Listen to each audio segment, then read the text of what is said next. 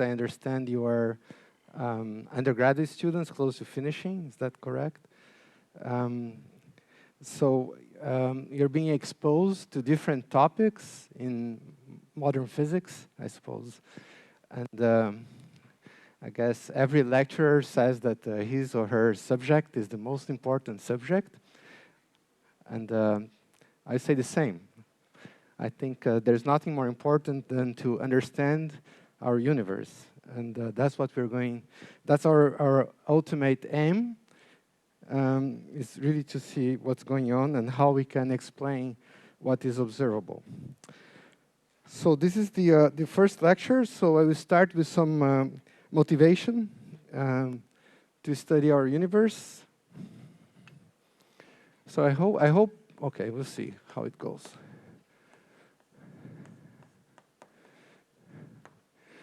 So one of the advantages of cosmology is that we have very nice pictures to show.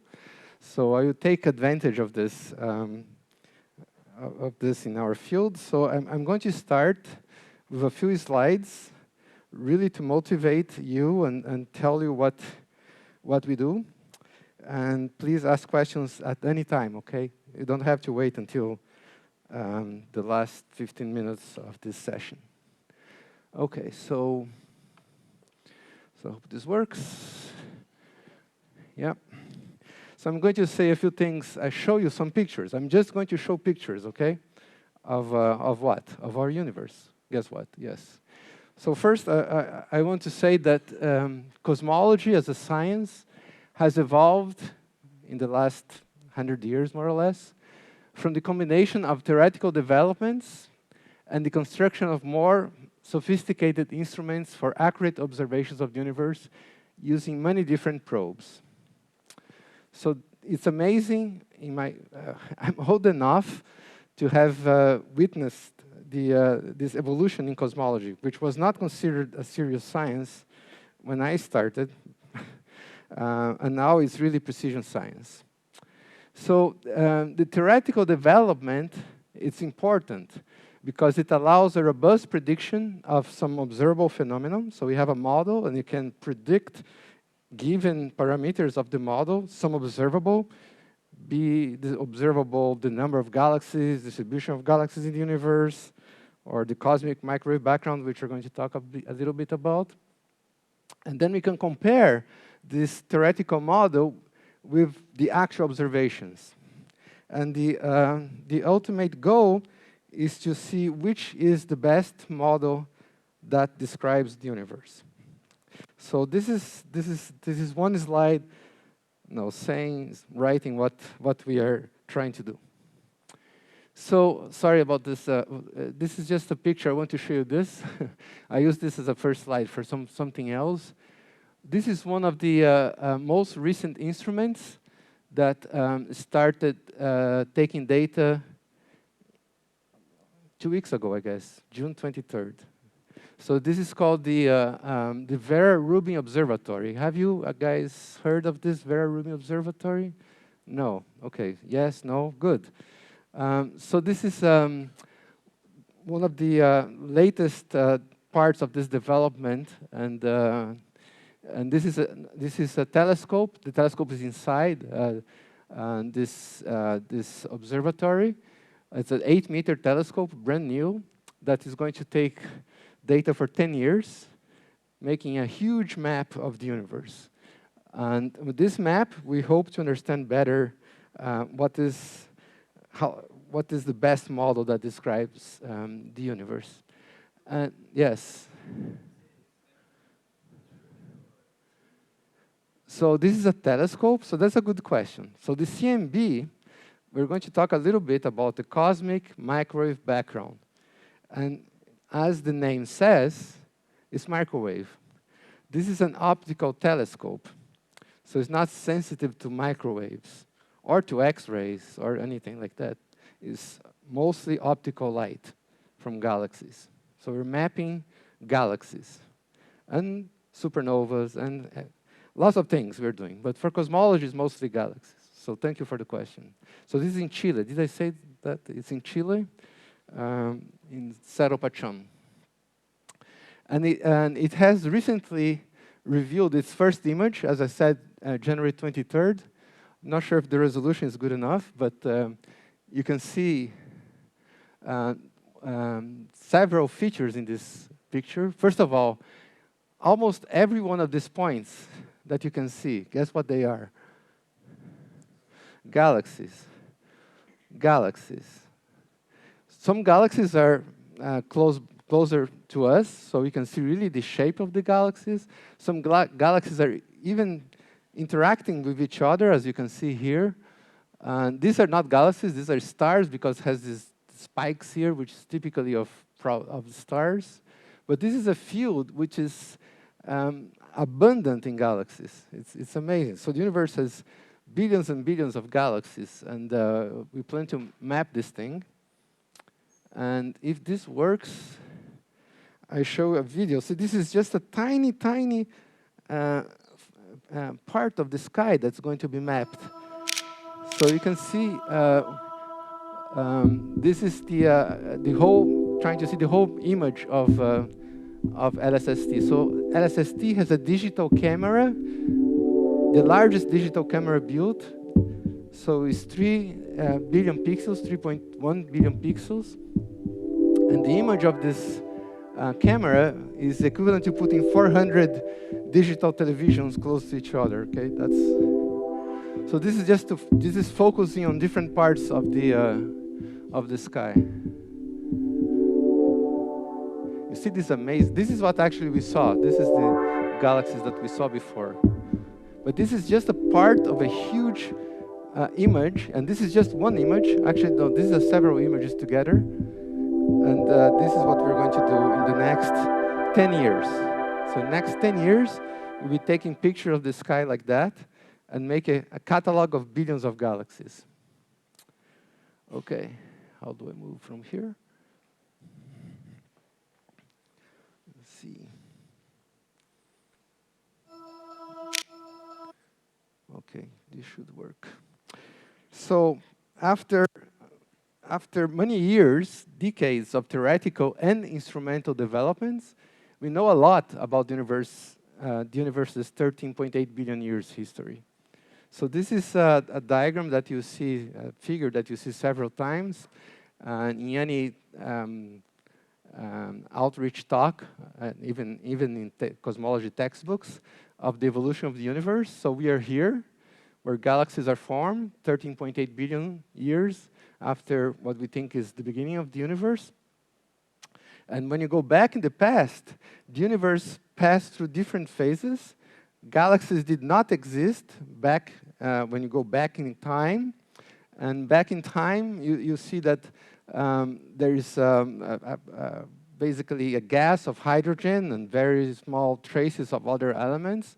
And this is the time when, at around 400,000 years after the Big Bang, this is the time when where the cosmic microwave background radiation is produced. And before that, there is other phases of the universe. So the universe gets hot and dense as you go back in time. So we're going to see a little bit of this during these lectures. And this is, I think, this last slide I want to show you. So what is this slide? This slide is, again, a comparison of a model, a theoretical model with data. So this is about this is data from the cosmic microwave background, which was explored in detail by a satellite called Planck. Sorry, there's a C missing here. So it's a Planck satellite that investigated in great detail the structure of the cosmic microwave background. So I'm not going to explain right now this in detail. I just want you to call your attention to the following. So the red dots that you see are the experimental data collected by Planck. And the blue line is a theoretical prediction of a model. So I just want to show you that, and this model has 6 parameters, basically. I just want to show you the exquisite agreement between data and the model. And this is one of the main sources of information about our universe, the study of the cosmic microwave background, mainly because we have theoretical tools that allows us to make precise predictions to be compared with precise observations, and then we can say what are the parameters that describes our universe. So this is an amazing plot. Of course, we will not have time to discuss how to get this, but you can ask me, and I'll be very happy to answer to these questions. So this is the motivational part. So are you motivated? Okay. So now we can start. I don't think I have anything else. All right. So ask me questions anytime, okay? All right. So we're going to start very, very slow and maybe pick up later, pick up some speed as we go. Where's my big piece of chalk? So we saw some motivations, and what I want to say from the start is that what is modern cosmology? What is modern cosmology based on? So modern cosmology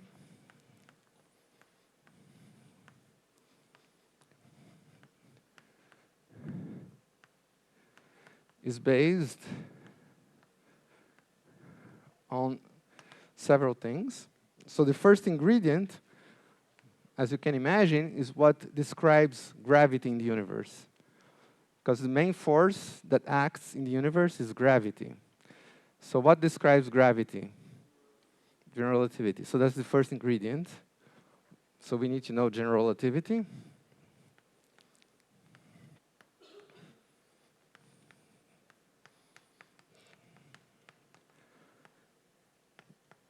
GR. The second ingredient is what is the universe made out, right? What are the particles and the interactions of the universe? So there's some things that we know and some things we know that we don't know. So the things that we know are called the standard model of particle physics. So the standard model of particle physics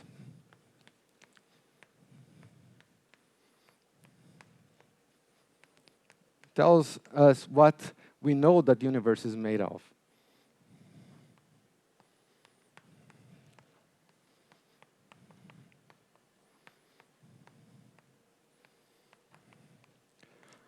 So this is the standard model. Sorry, standard model.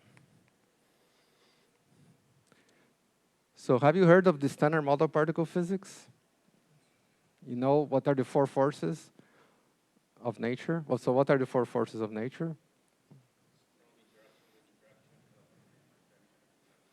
Yeah, so gravity is not part of the standard model. It's the four force, but it's not part of the standard model. So those are things we know that exist. We know that exist quarks and gluons and leptons and photons and whatever. No, all these particles, the Higgs. Not all of these particles have cosmological are cosmologically important, but yeah. So those are the things that we know.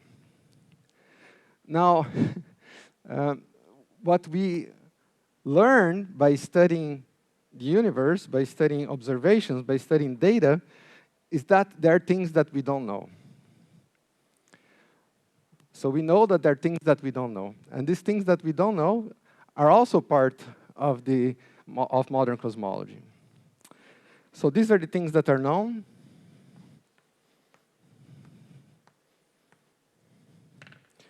And then there are things that are unknown, that were unexpected.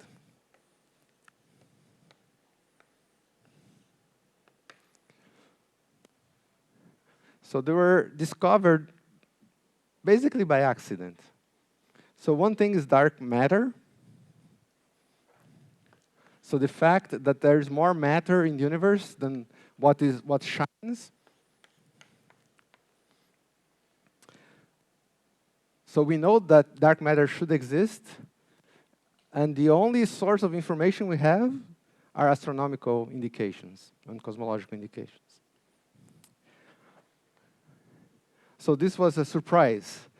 that we need more matter to account for gravitational motions of particles, for instance, in clusters of galaxies, or in different galaxies as well, rotational curves, etc. So another big surprise that happened in cosmology, the first data started to come in 1998, so at the end of last century. And this was a big surprise. The big surprise is the following. What happens if I throw this chalk up? It falls and breaks. So what happens is that it decelerates, right? The velocity decreases, and then this thing is trying to follow me. And then the velocity decreases, right? If I throw it hard enough, with the velocity larger than the escape velocity of the Earth, it will just fly away, but still the velocity will always decrease. So the big surprise in 1998 is that the universe is not like that. That the universe, well, we knew that the universe was expanding since Hubble in the 1930s. But what was discovered in 1998 is that the universe was not only expanding, but this expansion, instead of decelerating, it was accelerating. That was a big surprise for many people. And of course, many people didn't believe at that time, which is, this is what you should do, right? You should be skeptical. But then more and more data came in and showed that this was in fact correct. So people had to invoke some component of the universe that was responsible for this accelerated expansion. And the unfortunate name that people gave to this component was dark energy. So dark energy is fundamentally different from dark matter. So dark matter, we expect dark matter to be new particles that are not in the standard model of particle physics. They have to be electrically neutral, otherwise it would interact with light, and dark matter does not interact with light. And also it has to be stable, because we see dark matter, indirect effects of dark matter in galaxies, for instance, that are present. Dark energy, on the other hand, we don't know what it is. In the simplest model is something called the cosmological constant. But this is something spread out in the universe that is responsible for this acceleration. And then there's another ingredient of any modern cosmology model. And this has to do with the fact that there are things in the standard cosmological model that were not well motivated. One of these things was the fact that observationally now we know that the universe is, I will tell more about this, but the universe is spatially very close to flat. The geometry could be different, but we know that it's very close to flat. And we didn't know why. And another problem of cosmology, of the standard cosmology, of cosmology that was pointed out is that I didn't tell you much about the cosmic microwave background. I showed you the plot.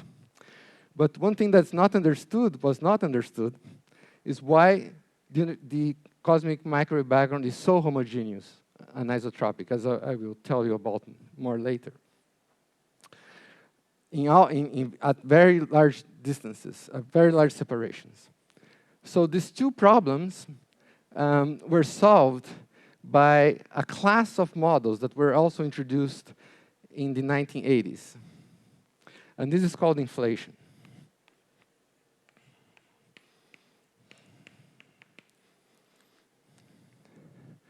So this is another ingredient of the modern cosmological models that we don't really know. Okay? There are several models, but that can explain this inflation. And inflation is basically a very rapid expansion at the beginning of the universe that solves these two problems that I mentioned to you. the problem that to understand why the universe is spatially flat, or very close to spatially flat, and why the cosmic microwave background is so homogeneous at large separations in the sky. So that's it. So this is the unknown parts of the cosmological model. So that's what we want to learn. We want to learn these things. What is dark matter, what is dark energy, and what is inflation. Okay? All right. So again, cosmology is a, I don't know, one semester course or something like that, introduction to cosmology. So I don't know what I'm going to do in 4 lectures. Probably not much. But again, if you have questions, just ask. All right? Okay, so let's start. And we start by reviewing, not reviewing, but saying a few words about general relativity. So general relativity, which is the basis of cosmology, relates geometry with the distribution of energy and matter in the universe.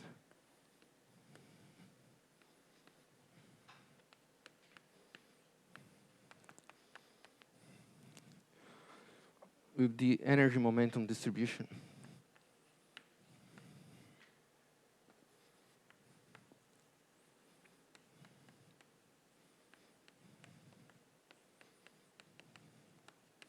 In the universe.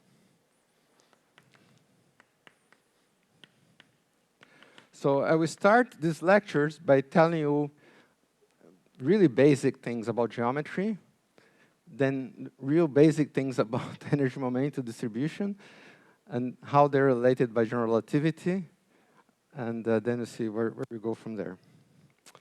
Okay? So any questions so far? Any curiosities that you may have? Yes. Yes. Yes. So I'm talking about the metric now. So I'm going to be really introductory here. So if you guys think I'm going too slow, let me know, and I can speed up, okay? Is that a deal? Do we have a deal? Okay, good.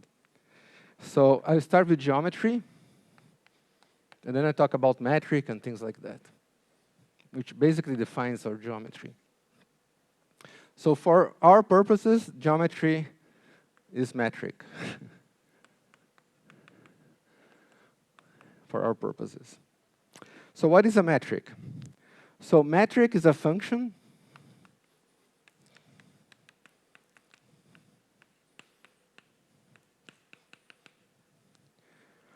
that defines physical distances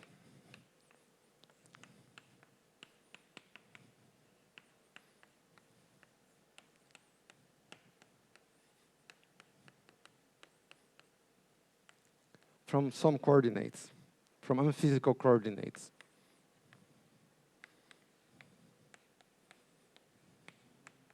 So coordinates are not something physical, right?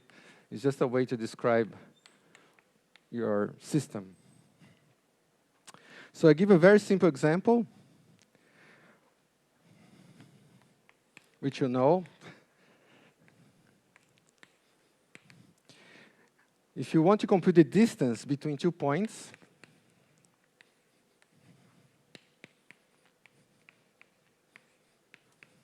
in space, in three-dimensional space,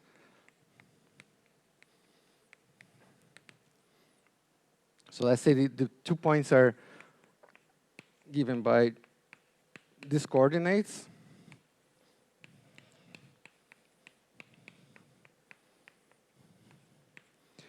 Then you know that the distance, the Euclidean distance, I can write as this.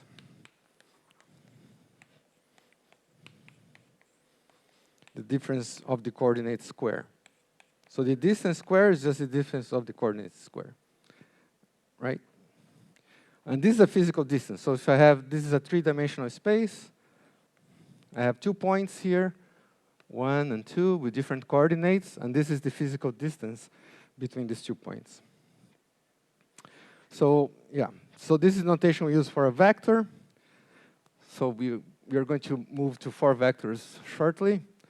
So I use this thing here. 1 to x1, x2, and x3 instead of x, y, and z. So in 3 dimensions, the distance I can write as something like this. So sum of a function, which is a constant in this case,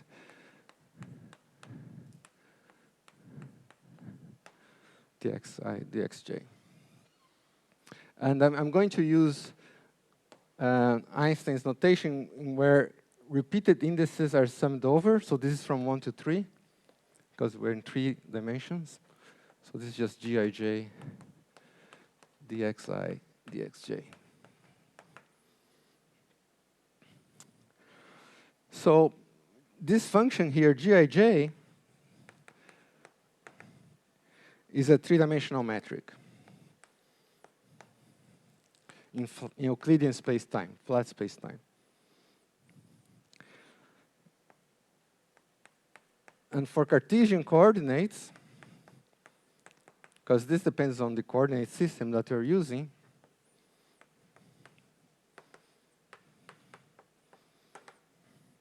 this metric is just delta ij, where delta ij is the Kronecker delta. So delta ij is 1 if I equals j, is 0 if I different from j. So you can write this metric, gij and delta ij if you want. You can write this as a matrix.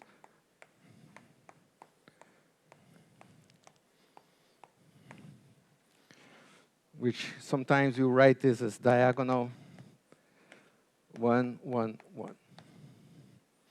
And the scalar product between 2, 3 vectors is just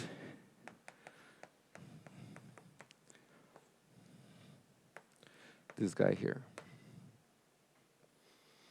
So this is just x1, y1, x2 plus x2, y2 plus x3, y3. And this is a scalar quantity. It's invariant under coordinate transformations, rotations, etc. This is the scalar product. So you should be very familiar with this. I didn't say anything new, I hope, up to this point. Okay, yes.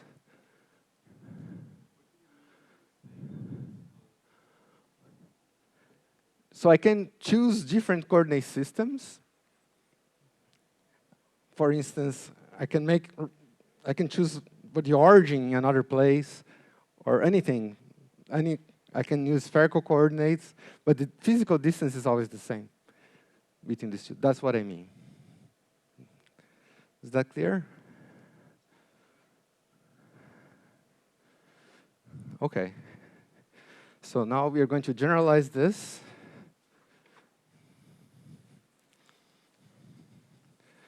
So, yeah, please ask questions, okay? If I'm going too slow, just ask questions.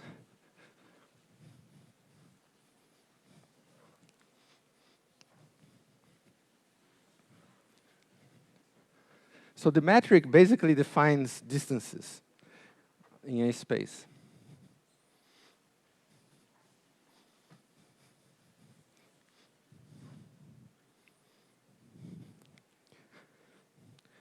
So now we are going to go a step further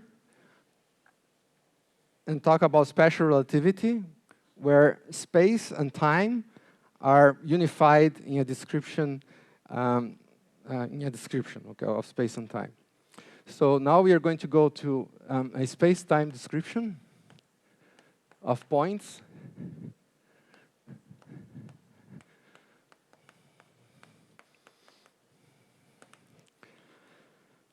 So the space-time coordinates, so we have time and 3 spatial coordinates. They're collected in something called a 4-vector, which is a generalization of the 3-vector.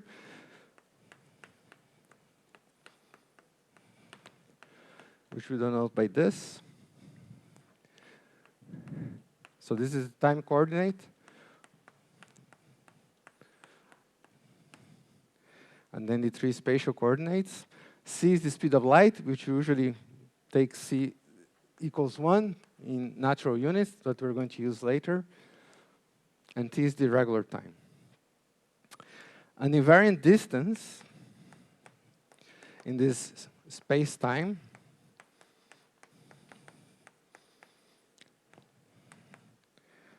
is just, we write this as ds squared. Well, should I write this? Okay, mu, and now is from 0 to 3.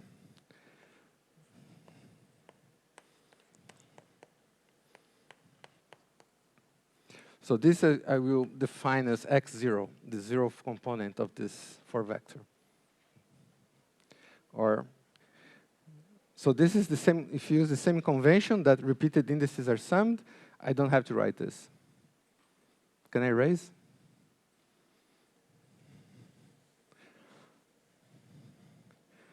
That's that. And again, we can define a scalar product of 2 4-vectors, which is just this. Totally analogous to the 3-dimensional case. And right. So properties of this metric is that G mu rho is just delta mu rho. And this also, this is again a generalization of the Kronecker delta to 4 dimensions. So in special relativity, maybe you have seen it, the space-time metric is what's called a Minkowski metric.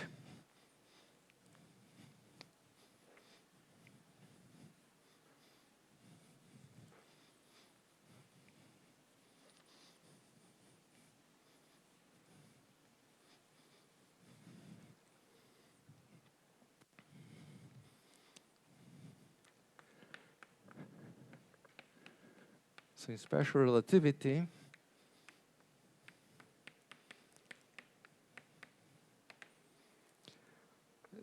the space-time metric, I write M for Minkowski.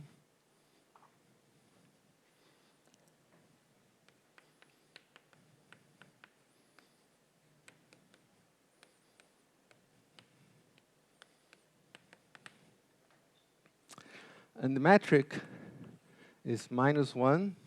And here I have the 3-dimensional metric, which is just the, in Cartesian coordinates, is just the Kronecker delta.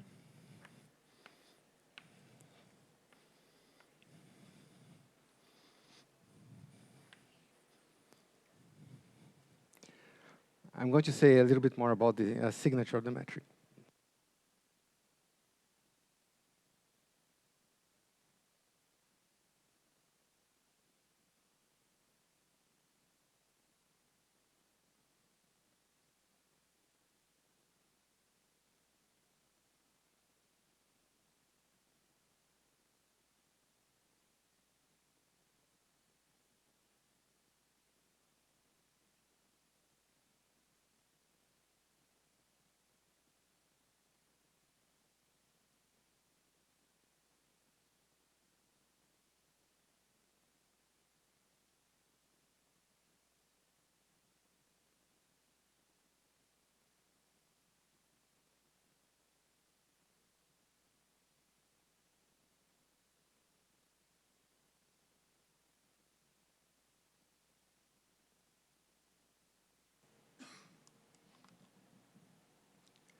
All right.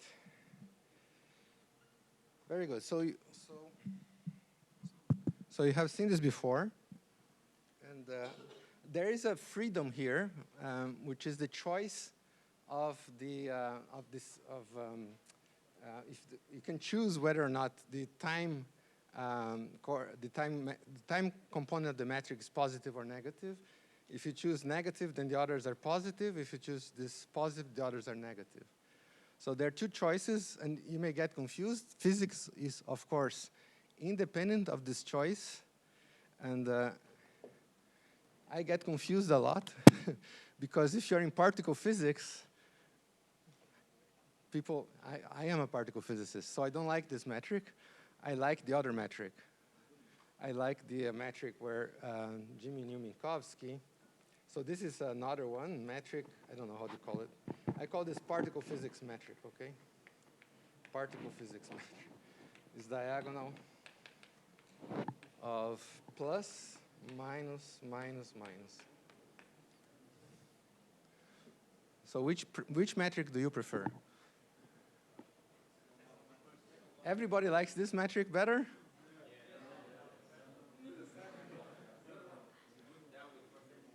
You know why I like this? I tell you why I like. Okay, this is funny because I'm following the lecture notes of the book of Bauman, Daniel Bauman. You know this book on cosmology, and he uses this metric. But before writing the book, he had a set of lecture notes, and in the lecture notes he followed this metric. So the reason why people follow this metric is not to get confused with the previous derivations that were done in general relativity. But you know why I don't like this metric? So he said you don't like this metric. Why you don't like this metric? I tell you why I don't like this metric. So you heard of something called the four momentum? So the four momentum of a particle is a four vector. The first component is the energy, and the other three components are the three momentum. So in this metric, what is p squared? Which is p mu, p mu. In this metric. In this metric. Is e squared minus p squared. But this is what? This is m squared. In this metric, what is p squared? Minus m. I hate this minus m squared.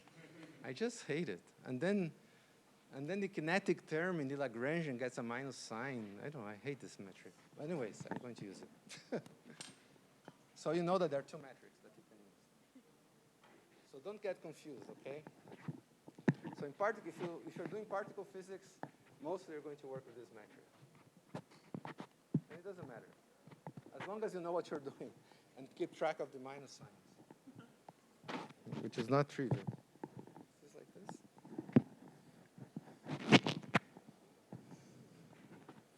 Okay. Very good. So, any questions?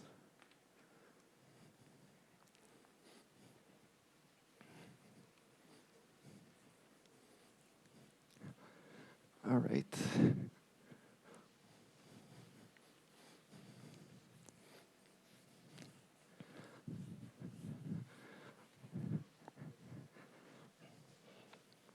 So there's something very nice that happens with light rays. Light rays propagate at the speed of light. That's very nice. So what happens if you have light rays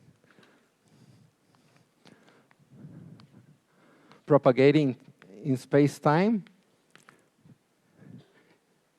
Light rays propagating in space-time, you know that if you multiply the speed of light by the time interval, this is how much the light rays have traveled, right? So what happens to ds squared for light rays? It's 0. So it's very convenient. You can draw a space-time diagram. If time goes this way and space goes this way, and I shine a light source from this origin here, it goes in 45 degrees. So this is 45, if c equals 1. So I'm using c equals 1. So in fact, it's a cone. And this is what's called, guess what? A light cone. Good. So this is a light cone. In this case, a future light cone. There's also past light cones. So light travels in 45 angles of 45 degrees in Minkowski space-time if you adopt c equals 1, which is what we're going to do. So So Minkowski space-time is what is used when you can neglect gravity. So if you have your experiment, your particle physics experiment at LHC, you can neglect gravity. And you can use Minkowski space-time. Another interesting property of Minkowski space-time is that the metric is just a constant. It's time independent. So that tells you that there's a symmetry, a time invariant symmetry, which leads to conservation of energy by Nether's theorem, if you heard of Nether's theorem before. Yes. Also space transition invariant, which leads to conservation of momentum. And also rotational invariance, which leads to the conservation of angular momentum. Good. You guys are good. All right, so this was the easy part. Now let's go to gravity.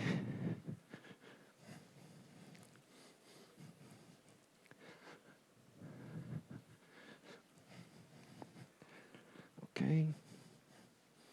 So the metric, in principle, could be anything in general relativity.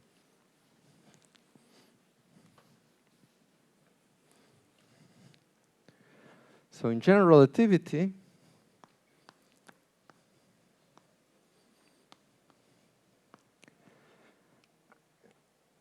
the metric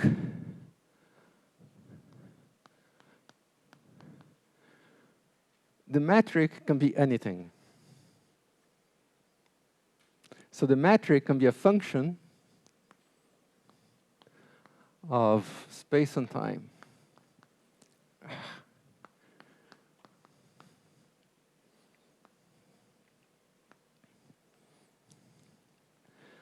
So it's much, much more complicated, right? And how many functions are there to describe a four-dimensional space, time? How many of these functions I need? 10. So why 10 and not 16? Because it's symmetric. So if you're not symmetric, this guy goes from 0 to 3, so there are 4 of these would be 16. But I didn't say that, but the metric is symmetric in the indices mu and nu. So that's why you need the 10 of these functions. So in full generality, you need 10 functions of space and time to describe a space-time metric. Very good. So it's exactly this freedom that incorporates the effects of gravity. And so what determines the metric of a space-time is the distribution of matter. And this is what GR does for us. So the way the metric varies in space-time, this is related to distribution of the energy momentum tensor, or distribution of matter and energy in the universe.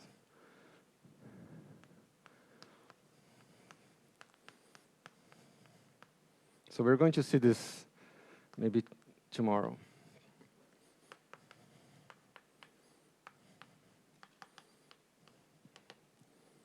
So this is what Einstein's equations does. So this is the relation between this is Einstein's equations. Einstein's equations. Okay. Good. So now we're going to use some observations that we can make of the universe and use some assumptions to try to guess the metric of the universe. So we're going to guess what is the metric of the universe.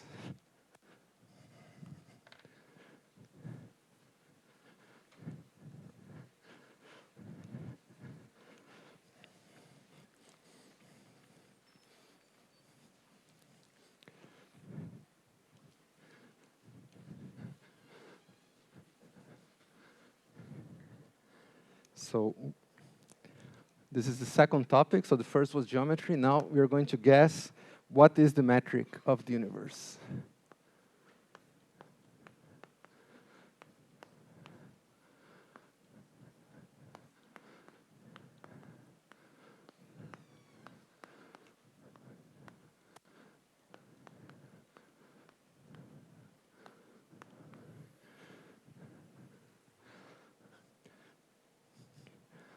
So it seems a very difficult thing to do, right? To go from 10 functions of space and time and try to guess what are these 10 functions of space and time that describes our universe. So as I said, we're going to rely on observations and symmetries. Okay? So what are the observations? The observations are the following, that at very large scales, cosmological scales, you may say, and on average,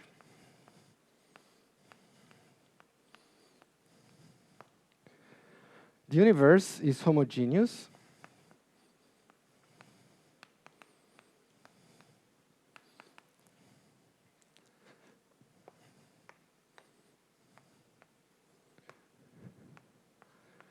So what do I mean by homogeneous? It means that its properties do not depend on positions in space and time. In space, not in time. Depends on time, not in space. So they're homogeneous in space. So properties are independent of positions.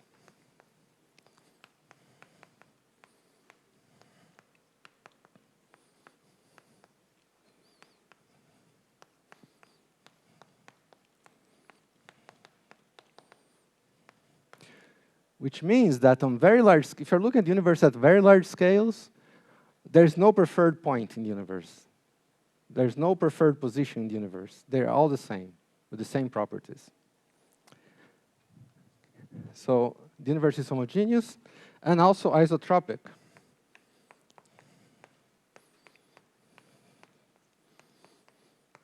And what does isotropy means? It means that the properties of the universe do not depend on which direction we are looking at.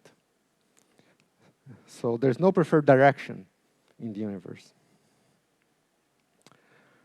No, well, okay, I can say that properties are independent of directions.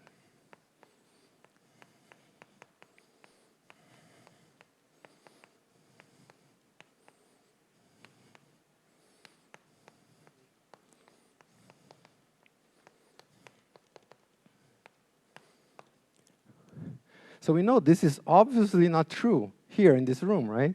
If I look here, I see one thing. If I look there, I see another thing. So at these scales, it's completely bogus. This doesn't work. So you have to really look at very large scales and look for average quantities. So these symmetries, they determine, this is the interesting, they determine the metric. They determine the form of the metric.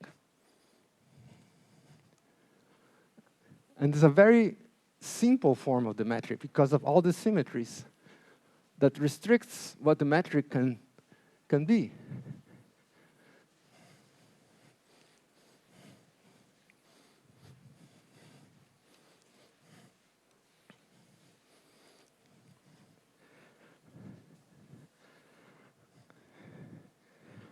So these symmetries, or these properties, these are symmetries actually.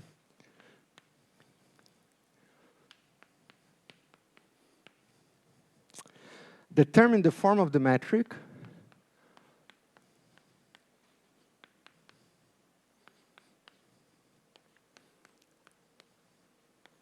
to be the following.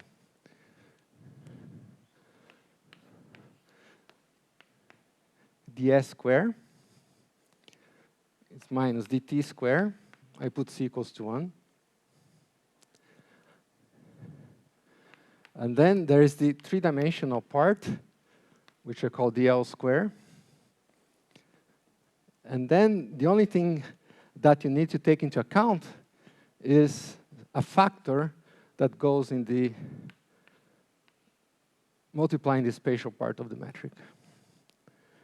So that's amazing. So this is the spatial part.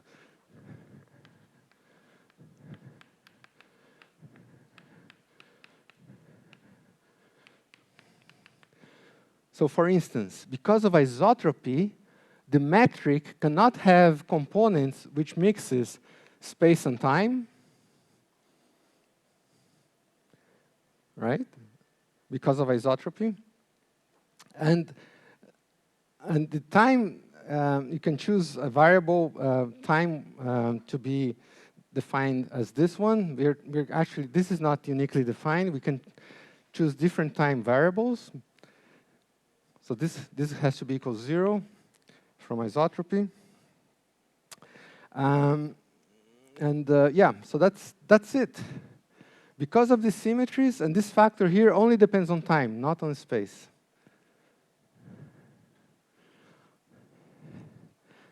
So you reduced all this complexity of 10 functions of space and time if you have all the symmetries to one function of time. So the metric of the universe is basically defined by this function, only one free function of time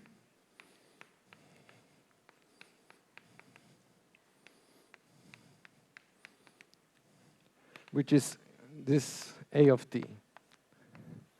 So this A of, if you give me A of t, I tell you how the average universe evolves with time.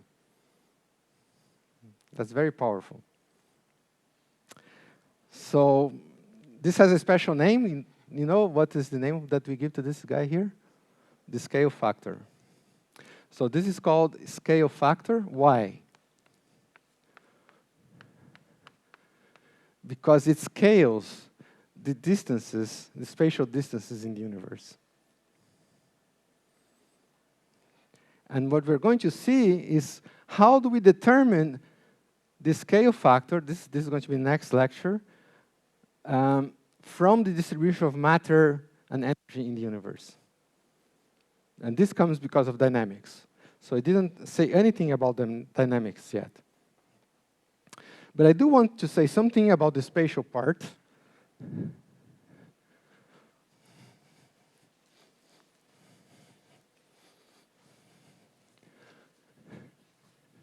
So the spatial part of the metric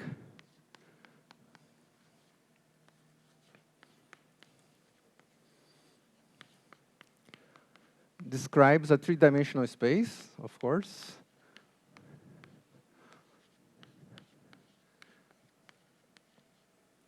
And in principle, because of the symmetries again, there are three different possibilities for the shape of the three-dimensional space. And you can guess what they are, right? So you have a three-dimensional space, and you have three possibilities for the shape of the three-dimensional space. Anyone? Yeah, you probably know all this, right? You can have curvature, and you can have positive curvature, in the sense it's a sphere, it's a ball. You can have negative curvature, it's a saddle, or it can be flat, R as a three-dimensional Euclidean space is. So there are three possibilities. Three possibilities. A three-sphere, a three-hyperboloid,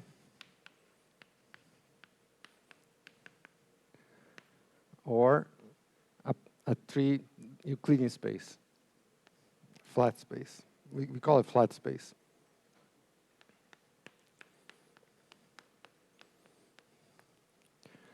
So which one is it? This is an experimental question. This is something we cannot say from first principles. You have to go out and measure. How do you measure the curvature of space? By triangles. You know that a triangle, when you make a triangle, the sum of the angles is 180 degrees. But this is only flat space. If you're not in flat space, the sum is either larger if you are in a spherical space, or smaller if you're in hyperbolic space. So it's really incredible that we can measure the curvature of the universe. And we can. Yes, we can. Not me. Several people did that. It's a huge enterprise. And that plot I showed you of the cosmic microwave background is one of the ways to measure the curvature of the universe. Because I can tell you later. There's a scale there. And then you can see that there's a triangle there. And experimentally, what is the answer? It's consistent with flat. So let's say within experimental errors, and the errors are not large, it's consistent with flat. Yes, yes, yes.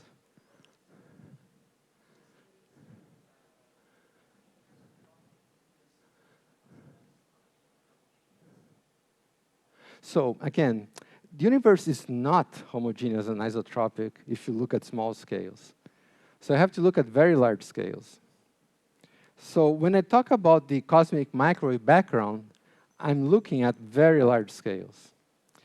And in the cosmic microwave background, I have very good indication that the universe, when the cosmic microwave background was produced, was very close to homogeneous and isotropic. How close? The fluctuations that were measured, and there are deviations. They are 1 part in 100,000.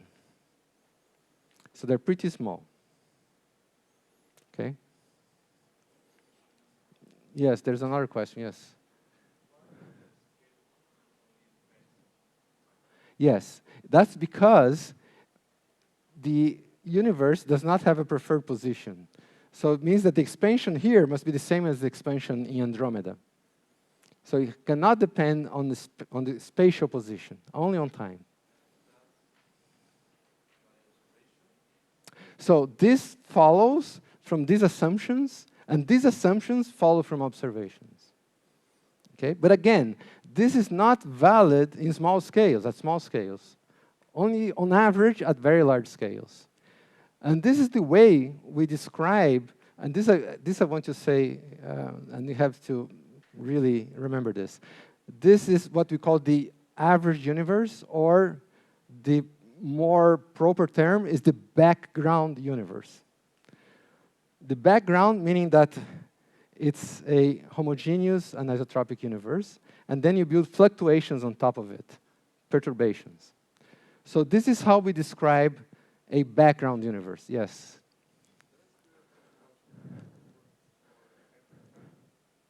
So again, this, if you're looking at sufficiently large scales, yes. On average, on average. You have to take averages as well. Okay? But again, this is the background. If you want to describe, for instance, how galaxies evolve, this does not work. But this works for the background, how the galaxies, perturbations evolve, but evolving on a background. So it's like making an expansion on a background. And the background cosmology is this one. I didn't give you the name. Oh, just a second. So, yeah, so experimentally or observationally, universe is spatially flat. And I think there was a question about, someone asked me a question, what is the curvature of the universe? Someone did. It's spatially flat.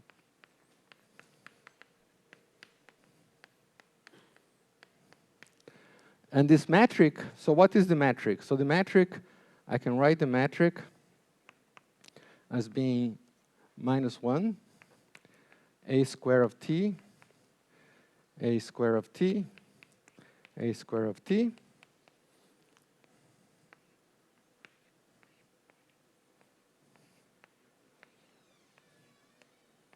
or if you want, diagonal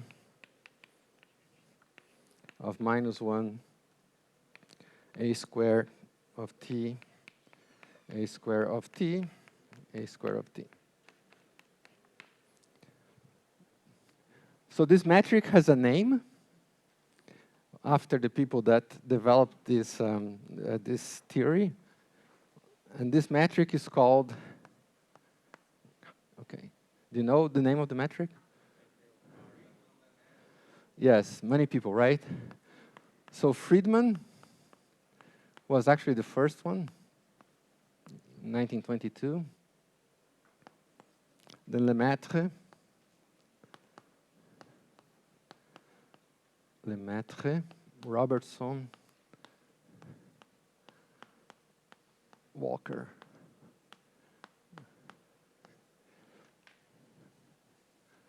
Metric. And I would say flat metric because they could be, there could be also, it's not difficult to write this metric in the case where you have curvature, okay? Yes?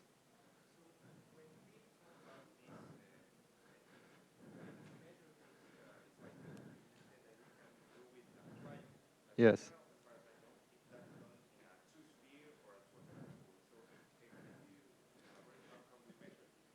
Yes, I can. Let me just finish and then, yes.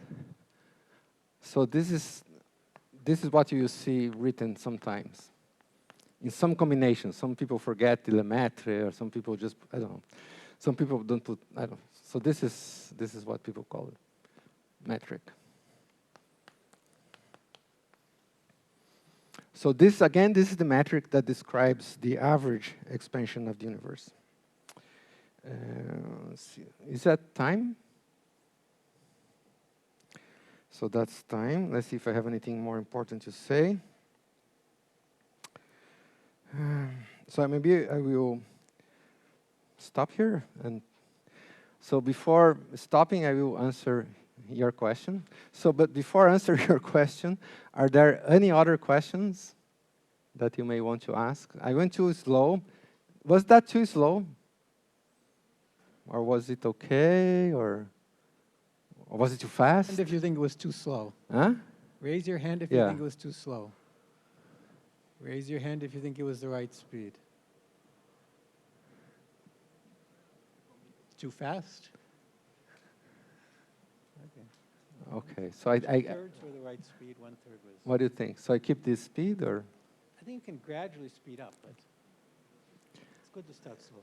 Yes. So any questions before I go to his question? Yes. Yes. I know this is like something we take for granted, but when scientists start considering anisotropic universes, is like the Bianchi metrics. Are those investigations based on experimentally things, or is just no? As far as we know, things? as far as we know, the universe that we know at large scales is isotropic, and there are tests for it. It's not something that we take out of our heads. So you can study, for instance, the expansion rate of the universe in one direction using supernovas in one direction, supernovas in the other direction, and see that they're similar. So, yeah, there are many cosmological models.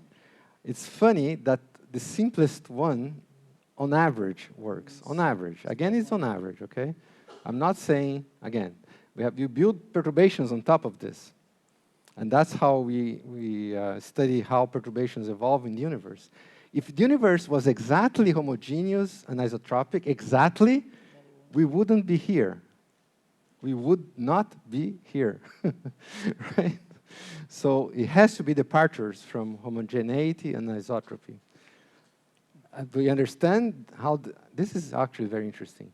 I didn't mention this, but there are small perturbations in the universe way back when the cosmic microwave background was produced. So one thing you may wonder, what is the origin of this? How come? What is the origin of these perturbations? Do we understand? And this is amazing. We understand. It comes from inflation. It comes from quantum fluctuations. Oh, this is a model. We don't have, confirmation yet.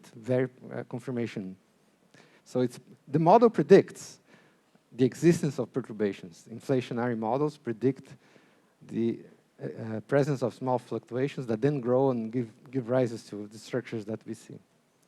So just to come back to your question, yes, so you can study Bianchi 9, 10, 11, I don't know how many Bianchis are. But this is the simplest model, and it agrees as a background model. We call it the background model, or the homogeneous universe. And then we build perturbations on top of it and see how these perturbations grow. Thank you. Okay, so your question. So the thing is the following. I'm going to talk maybe next lecture, about how to measure distance. So your question is about measurements, right? So I'm going to say things that I did not explain, so please bear with me. So it's about triangles. It's about triangles. So I showed you one of these slides I showed. The last slide was this fluctuations in the cosmic microwave background. And then you saw some peaks. The first peak is called the angular scale of the cosmic microwave background. So it's something you measure, and you measure very precisely. All right, so what is that scale? That scale is the following. You have, let's say this is time. And this is where the CMB was produced, when the universe was 400,000 years old.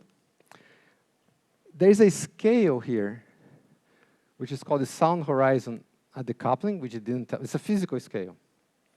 And then you have your radio telescope, because, again, it's to measure the cosmic microwave background is not an optical telescope. It has to be a radio telescope. So you have a radio telescope, which is basically an antenna or a horn, I don't know. Let me do like this. And what you see, you measure this angle here.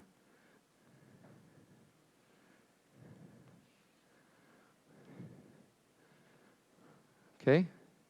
Now, this is a physical scale you can compute. This distance you can compute. So you know what the angle is.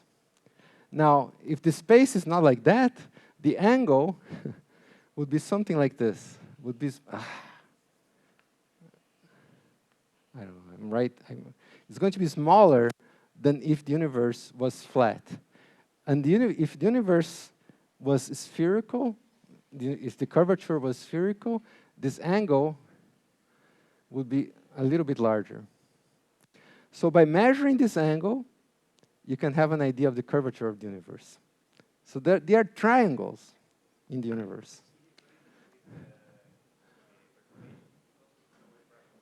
It is a measurement that is done in the cosmic microwave background, and the only thing you need to know is the distance where signals can propagate in the cosmic microwave background. And this is a physical distance. It's called the physical horizon, sound horizon at the coupling. But I didn't say anything to explain very well, but this is the basic idea.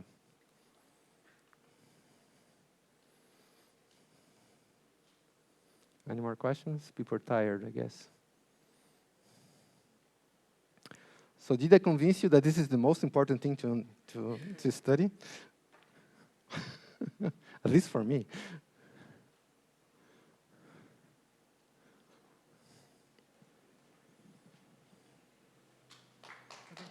Right.